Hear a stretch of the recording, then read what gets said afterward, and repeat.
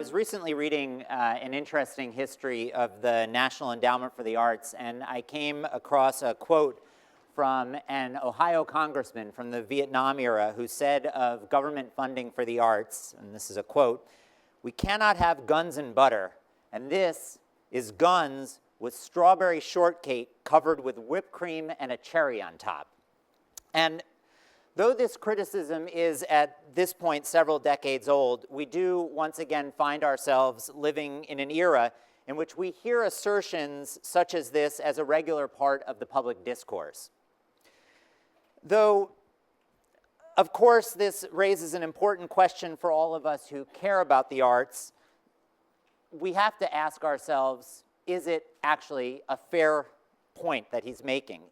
Is this a fair sentiment? Is public support of the arts, in fact, a luxury that we as a society can ill afford in times of economic uncertainty or shrinking budgets or other competing urgent concerns?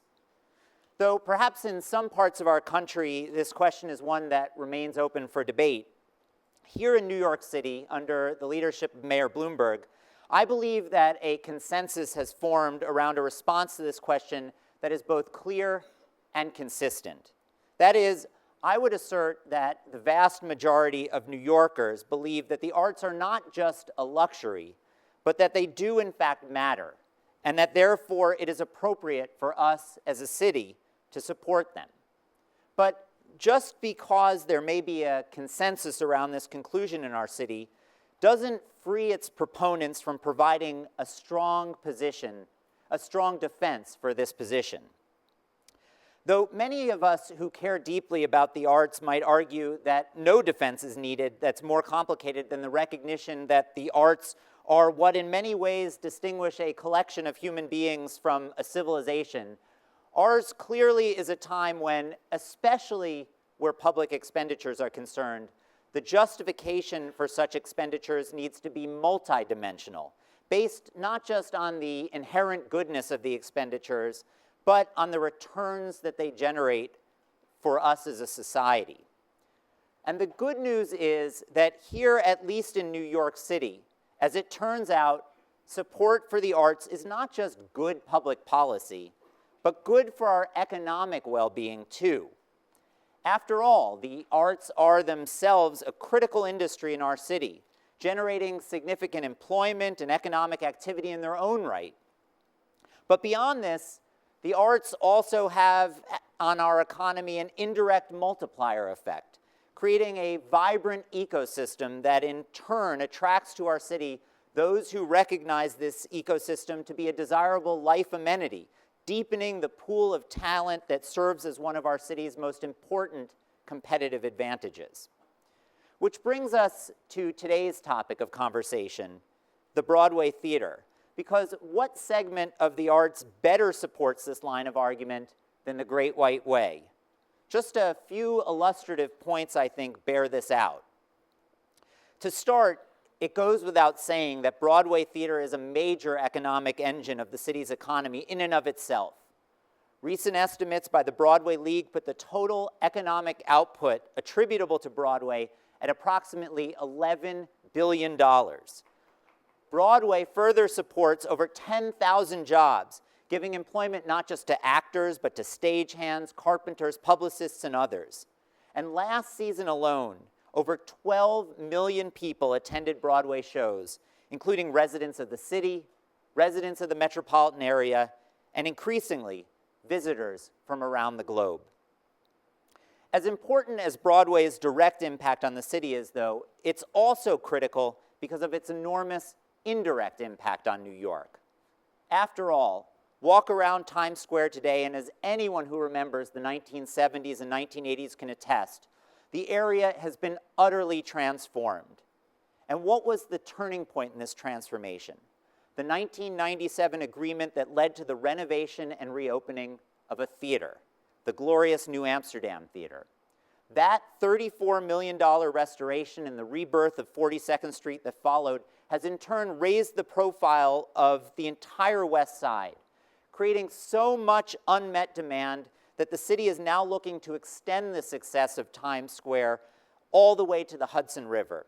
In fact, as we speak, the city is investing over $2 billion to create a whole new mixed-use community in an area that was, prior to the city's plans, underdeveloped and cut off from public transportation.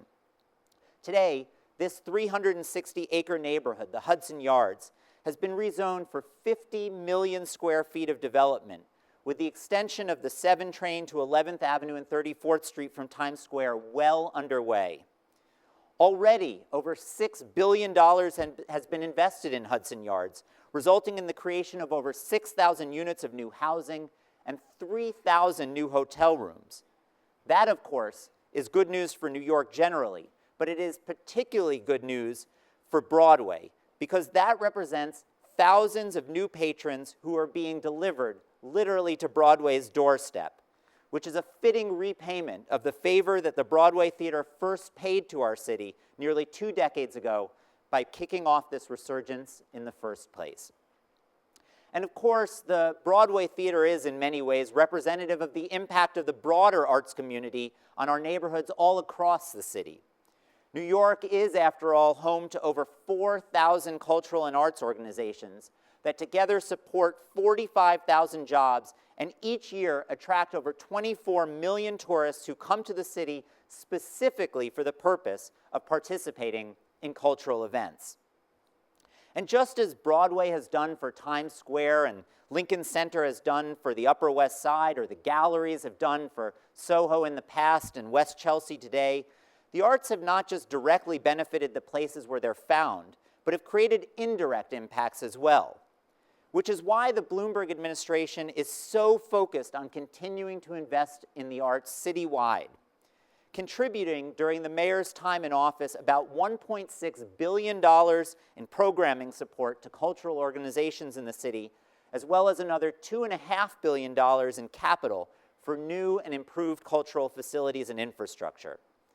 Unless you think that this money is being focused solely on our highest profile institutions, many hundreds of millions of dollars of this funding went not to cultural institutions here in Manhattan, but to those in Brooklyn and Queens, Staten Island, and the Bronx.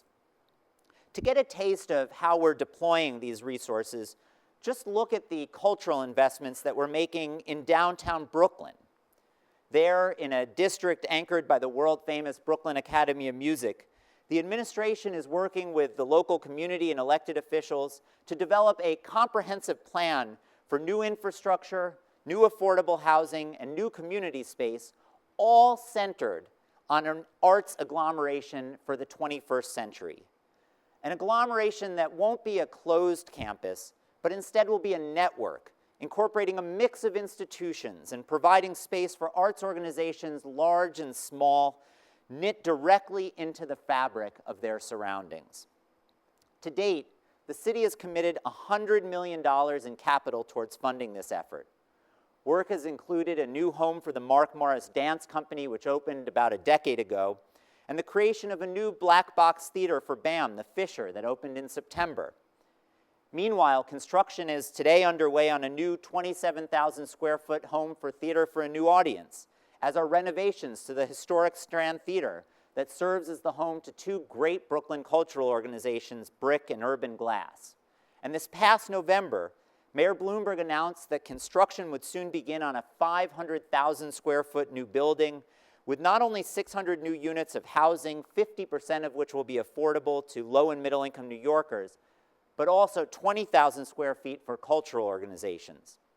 We also expect public approval for a second tower containing 50,000 square feet for arts and cultural organizations to begin this year as well. In short, before our very eyes in downtown Brooklyn, the enormous promise of this district and the catalytic impact of the arts are on full display, a phenomenon that is playing out in neighborhood after neighborhood after neighborhood throughout the 5 boroughs. Which brings me back to my original premise, namely that economic and cultural development are not separate endeavors and certainly are not mutually exclusive. Rather, they go hand in hand, which is why under Mayor Bloomberg, we've not only refused to retreat from the arts, but in many ways have doubled down on them. even during times of economic uncertainty. And this is, I think, a good thing for us as New Yorkers and for our city. For as a result of this investment, from Broadway to Brooklyn, from the Bronx to Queens to Staten Island, the arts continue not only to enrich our lives metaphorically, but also in the literal sense too, making our city both a better place in which to live and a more prosperous one, a win-win outcome if ever there were one. Thank you very much.